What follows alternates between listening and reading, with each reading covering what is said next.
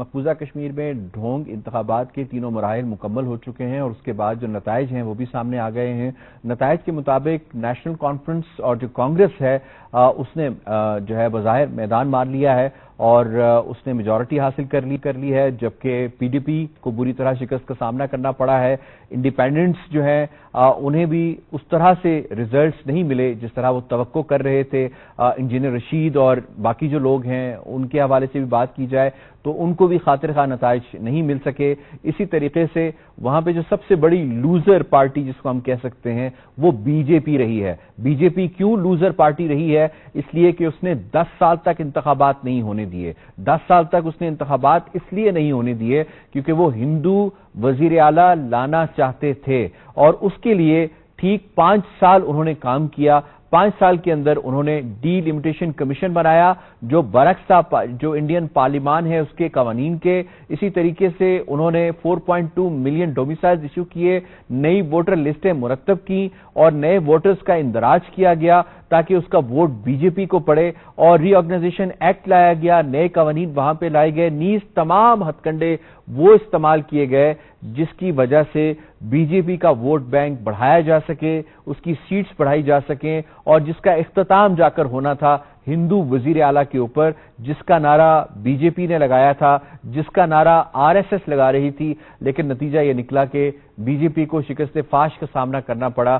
اگرچہ اس مرتبہ بہت بڑا دعویٰ کیا گیا تھا کہ ٹرن آؤٹ جو ہے وہ زیادہ ہے، لوگوں کو نکالا گیا، ان سے جو جھوٹے وعدے وعید کیے گئے جس کی وجہ سے ٹرن آؤٹ ہمیں زیادہ لگا، اور وہ وعدے وعید یہ تھے کہ ہم آرٹیکل 370 35A جو کشمیریوں کی شناخت ہے اس کو واپس دیں گے، مقبوضہ کشمیر کی جو اسٹیٹ ہوڈ ہے اس کو واپس دیا جائے گا، یوٹی کا درجہ ختم کیا جائے گا، اور اس کے ساتھ ساتھ جو ہے وہ پاکستان کے ساتھ مذاکرات کا جو معاملہ ہے اس کو دوبارہ سے شروع کیا جائے گا۔ یہ پی ڈی پی بھی یہ معاملہ جو ہے وہ لوگوں کے اندر، کشمیری عوام کے اندر جو ہے لے کر جا رہی تھی، اور نیشنل کانفرنس بھی یہ معاملہ لے کر جا رہی تھی۔ اس کے اوپر لوگ نکلے، لیکن یہاں پہ جو بنیادی سوال ہیں جو ہم اپنے پینلسٹ سے پوچھنے کی کوشش کریں گے وہ یہ ہے کہ کیا یہ جو وعدے کیے گئے تھے جس کی وجہ سے لوگ باہر نکلے، انہوں نے ووٹ دیے، ان وعدوں کے اوپر کہ انہیں اسٹیٹ ہوڈ واپس ملے گی، انہیں ان کی شناخت واپس ملے گی، وہاں پہ جو انڈین ایک ایگریشن مزید بڑھتا جا رہا ہے اسے روکنے میں مدد ملے گی، کیا یہ کٹ پتلی اسمبلی کامیاب ہوگی؟ کہ کتنا جو ان کا جو وزیر اعلیٰ بن رہا ہے وہ امپاور ہوگا ان تمام معاملات کے اندر؟ کیا وہ مالی معاملات میں امپاور ہوگا؟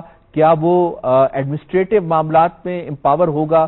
کیا کشمیریوں کو وہ کچھ رسائی آف ریلیف یا بریدنگ سپیس دے سکتا ہے؟ ان معاملات کے اوپر پہلے موضوع پہ ہم بات کریں گے۔ سب سے پہلے اپنے مہمانوں کا تعارف کروا دیتے ہیں۔ زبردست پینل نے آج ہمیں جوائن کیا ہے۔ آج ہمارا ساتھ دے رہی ہیں اسٹوڈیوز میں سندس ملک صاحبہ، کسی تعارف کی محتاج نہیں ہے، نامور تجزیہ کار ہیں، قانونی ماہر ہیں۔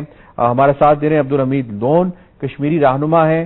منظور شاہ صاحب نے ہمیں جوائن کیا ہے، سینئر حریت رہنما ہیں، اور راجہ فہیم کیانی صاحب نے ہمیں یو کے سے جوائن کیا ہے، تحریک کشمیر یو کے سے منسلک ہیں اور بڑی ووکل آواز ہیں۔ آپ تمام مہمانوں کو خوش آمدید کہتے ہیں پروگرام میں۔ اس سے پہلے سوالوں کا آغاز کیا جائے، آپ کو یہ رپورٹ دکھاتے ہیں۔ بھارت کے غیر قانونی زیر تسلط مقبوضہ کشمیر کے ڈھونگ انتخابات میں بی جے پی کو ذلت آمیز شکست کا سامنا کرنا پڑا، جس سے کشمیریوں پر ہندو وزیر اعلیٰ مسلط کرنے کا خواب بھی چکنا چور ہو گیا۔ الیکشن میں نیشنل کانفرنس کو 42 اور کانگریس کو 6 نشستیں حاصل ہوئیں۔ پیپلز ڈیموکریٹک پارٹی نے 3، communist party of India, people's conference اور عام آدمی پارٹی کو 1 نشست ملی، جبکہ 7 آزاد امیدوار کامیاب ہوئے۔ انتہا پسند بی جے پی کو، جو 10 سال سے وہاں ہندو ووٹرز کو لسٹوں میں شامل کر رہی تھی، اسے 29 نشستوں کے ساتھ منہ کی کھانا پڑی۔ نئی بننے والی اسمبلی کٹ پتلی ہوگی کیونکہ ربڑ اسٹیمپ اسمبلی کے پاس کوئی اختیار ہی نہیں ہے کہ وہ کشمیریوں سے کیے گئے وعدے پورے کر سکے۔ بی جے پی حکومت نے سارا انتظامی اور مالی اختیار لیفٹیننٹ گورنر کو دے دیا ہے۔ اس اسمبلی کا وزیر اعلیٰ محض ایک کٹ پتلی وزیر اعلیٰ کہلائے گا۔ سوال یہ ہے کہ کیا منتخب نمائندگان ایوان اقتدار میں پہنچ کر مقبوضہ کشمیر کی خصوصی حیثیت کو بحال کروانے اور انہیں حق خود ارادیت دلوانے جیسے وعدوں کی تکمیل کر پائیں گے؟ کشمیریوں کا کہنا ہے کہ انہیں ہرگز ایسی امید نہیں، کیونکہ بھارت نواز سیاسی جماعتیں 70 سال سے ان کی آزمائی ہوئی ہیں۔ ڈھونگ انتخابات نے اس پیغام کو عام کر دیا کہ کشمیری مسلمان اپنی الگ شناخت اور مسلم ثقافت کے تحفظ کے لیے پرعزم ہیں اور حق خود ارادیت سے بڑھ کر ان کے لیے کچھ بھی اہم نہیں ہے۔ رپورٹ آپ نے ملاحظہ کی بیرسٹر سندس ملک صاحب، آپ کو میں اس میں شامل کروں گا، فرمائیے گا how do you see this election outcomes اور جو وعدے وعید کیے گئے ہیں، کیا نیشنل کانفرنس اور کانگریس وہ پورا کر سکتی ہے؟ جہاں تک آپ کا سوال ہے کہ how fair do you think these elections were, I think they were as fair as the Indian elections that happened before them were, and they were marred with intimidative techniques used by the government in order to sway the vote of the people. تو وہ تو ہمیں نظر آتا ہے کہ elections کا free اور فیئر ہونا انڈیا میں ایک طرح سے امپاسبل ہے۔ ایز فار ایز ہم انٹرنیشنل رپورٹس کے تھرو دیکھتے ہیں تو ہمیں وی ڈیم کی رپورٹ ملتی ہے پچھلے سال کی، جس میں کلیئرلی کہا گیا ہے کہ India is nothing more than an electoral autocracy. So we know how fair these elections can be.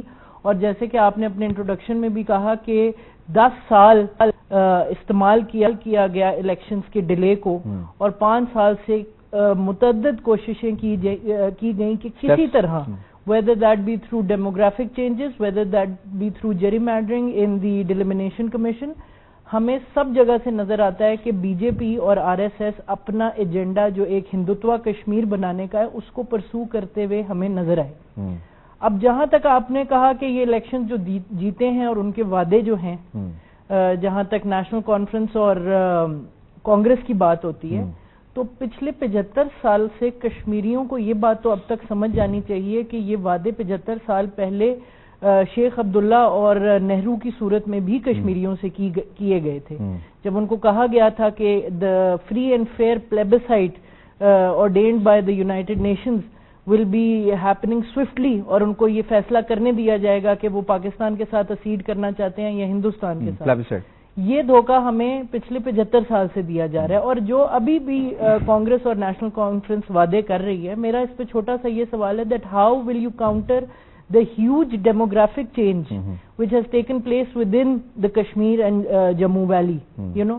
تو یہ ہمیں وعدے کسی منطقی انجام تک پہنچتے نظر نہیں آتے، یہ ہمیں وعدے for the sake of gain in political power ہمیں اس کی نظر سے دیکھنے چاہیے، اور کٹ پتلی ہی ہوتی ہے، وہ کبھی بھی کوئی انڈیپینڈنٹ فیصلہ اپنے لوگوں کے انٹرسٹ میں لینے سے ہمیشہ قاصر ہوتی ہے، and that's I see what unfortunately will be happening in the near future. ٹھیک ہے، عبدالحمید لون صاحب فرمائیے گا کیا با اختیار ہوگا کٹ پتلی وزیر اعلیٰ مقبوضہ کشمیر کا؟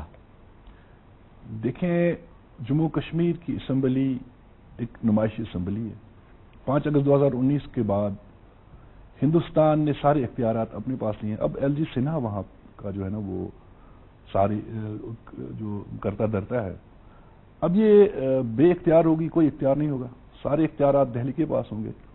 اور اگر آپ دیکھیں کہ پچھلے 76 سال سے کشمیر کے اندر ڈونگ انتخابات رچائے گئے اور ملٹری کنٹرول میں، اب اس طرح کے الیکشن رچانا پھر اس کو جمہوری رنگ دینا، تو میرے خیال میں یہ دنیا بیوقوف نہیں بن سکتی ہے۔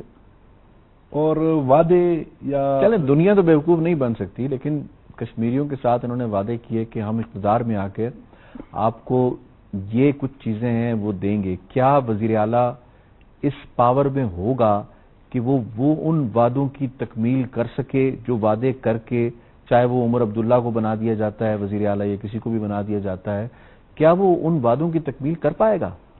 دیکھیں، یہ ساری چیزیں جو یہ شیر لانے کے مترادف ہے، آپ کو یاد ہوگا، بلکہ سننے والے بھی یاد کریں اس دن کو، 1996 میں دیوی گوڑا کی حکومت تھی اور اس وقت فاروق عبداللہ چیف منسٹر تھے، اور اس نے اس وقت اسمبلی ڈیزالو کی۔ اچھا، ان کا جو مطالبہ تھا وہ 1953 کی پوزیشن ہمیں دے دے۔ اس کے بعد وہ لندن چلے گئے، پھر سی ایم ابراہیم کو بھیجا گیا لندن۔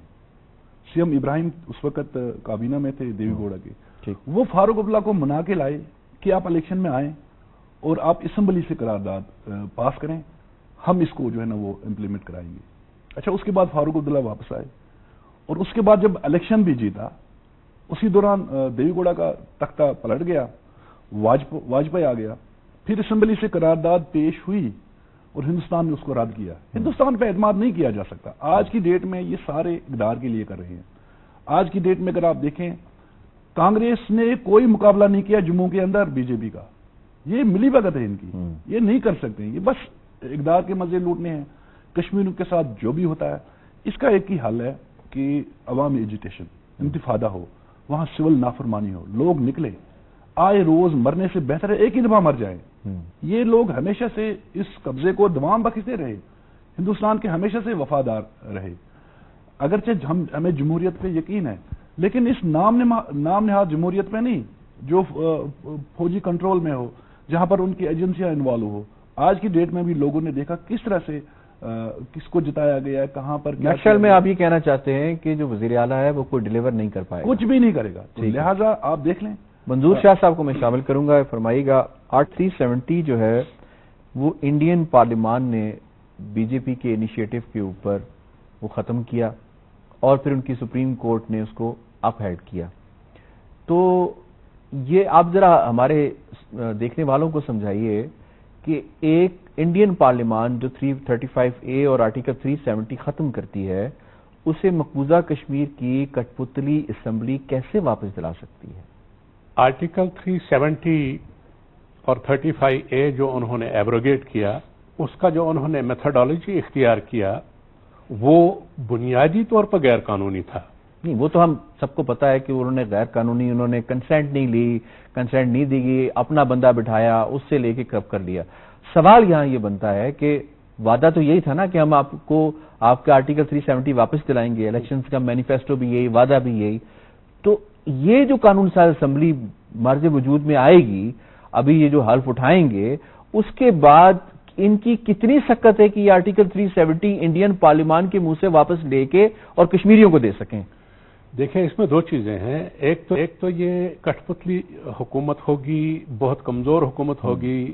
اسد الدین اویسی نے کل بتایا ٹی وی شو میں کہ یہ ہندوستان کی تاریخ کی کمزور ترین حکومت ہوگی، کمزور ترین سیم ہوگا کشمیر کا۔ اور کیوں ہوگی یہ بھی بتا دیں ہمارے ناظرین کو۔ اس کی وجہ یہ ہے کہ الیکشن سے پہلے ہی گورنر کو اتنے زیادہ اختیارات دیے گئے، صرف ایک مہینہ پہلے گورنر کو اتنے زیادہ اختیارات دیے گئے کہ جو ابھی یہ اسمبلی ہے، کل مقبوضہ کشمیر کا جو وہ اخبار ہے گریٹر کشمیر، انہوں نے کہا یہ صرف بحث کر سکتے ہیں مالی بل پر، بحث کر سکتے پاس بھی نہیں، بات کر سکتے ہیں مگر اس میں کوئی اختیار نہیں ہے ان کا، یعنی مالی بل پر یہ بحث کریں گے، باقی ان کے پاس کوئی اختیار نہیں ہے۔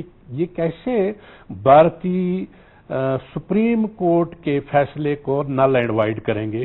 یہ تو ہندوستان کا ایک اچھا جواب ہوگا ان کی طرف سے کہ وہ یہ ہوگا کہ جی یہ تو سپریم کورٹ کا فیصلہ ہے، اس کو نل اینڈ وائڈ کیا نہیں جا سکتا، پارلیمنٹ سپریم کورٹ کے فیصلے کے خلاف نہیں جائے گی۔ تو اس حکومت کی جو بنے گی مقبوضہ کشمیر میں، پہلا سب سے بڑا چیلنج ان کے لیے یہ ہوگا کہ وہ اسٹیٹ ہوڈ ہی کو واپس لائیں۔ اگر یہ اسٹیٹ ہوڈ کو واپس لائیں گے تو بہت بڑی بات ہوگی، یہ ان کا بہت بڑا کارنامہ ہوگا۔ لا سکتے ہیں، اختیار ہے ان کے پاس، بالکل نہیں لا سکتے۔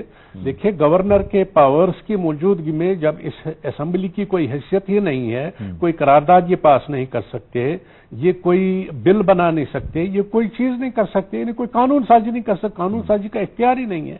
تو جب آپ قانون سازی نہیں کر سکتے، مقننہ آپ کی نہیں ہے، تو پھر آپ کیسے کوئی چیز اچیو کر سکتے؟ وہ انڈین میڈیا میں دیکھ رہا تھا کہ جو عمر عبداللہ اور فاروق عبداللہ الیکشن جیتنے کے بعد، جیسے عموماً ہوتا ہے الیکشن جیتنے کے بعد آپ بڑے خوش ہوتے ہیں، حشاش پشاش ہوتے ہیں، وہ تو پژمردگی نظر آئی، مایوسی ان کے چہروں پر پھیلی ہوئی تھی کہ اب ہم جیت تو گئے ہیں، اب ان کو دے گے کیا؟ اسی لیے فاروق عبداللہ نے اپنے آپ کو سٹیپ ڈاؤن کیا، اس نے عمر عبداللہ کو، اپنے بچے کو آگے پروپوز کیا کہ یہ سی ایم بنے گا۔ مقبوضہ جموں و کشمیر میں حق خود ارادیت کی جدوجہد کو کچلنے کے لیے بھارتی حکومت کشمیریوں کا بے دریغ قتل عام کر رہی ہے۔ 1989 سے اب تک بھارتی افواج 96,000 سے زائد کشمیریوں کو شہید کر چکی ہیں۔ 7,000 سے زائد کشمیریوں کو دوران حراست شہید کیا جا چکا ہے۔ بڑی تعداد میں شہادتوں کے باوجود کشمیری عوام کی تحریک آزادی جاری ہے۔ قابض بھارتی افواج کے ہاتھوں کشمیریوں کے قتل عام کو رکوانے کے لیے عالمی برادری کے عملی اقدامات ضروری ہیں۔